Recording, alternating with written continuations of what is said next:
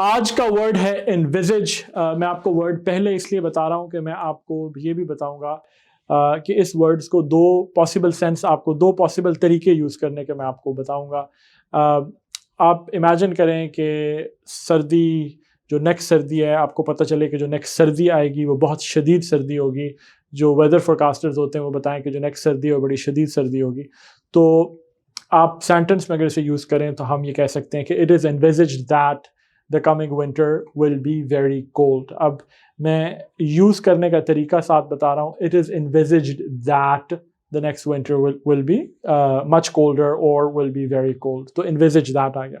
اب ایک اور سینس میں دیکھیں کہ ایک اسٹوڈنٹ ہو، بڑا سلو اپنا کام کر رہی ہو، بڑا سلو اسائنمنٹ کر رہا ہو یا کر رہی ہو، تو ٹیچر اس سے پوچھے کہ when do you envisage completing the assignment. اب دیکھیں کہ when do you envisage completing the assignment. تو اب اگلے جو follow verb تھا اس کے ساتھ ing لگا، تو when do you envisage completing the assignment.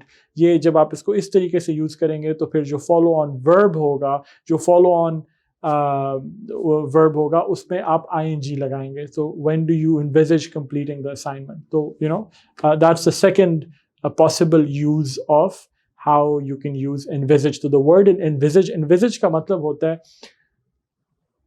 Mental picture draw کرنا، انویژن کرنا، فیوچر میں دیکھنا، ایک قسم کا ایکسپیکٹ کرنا. تو جب میں کہہ رہا ہوں کہ it is envisaged that the winter will be colder, the next winter will be colder، تو ہمیں مطلب یہ ایکسپیکٹڈ ہے، یہ نظر آ رہا ہے.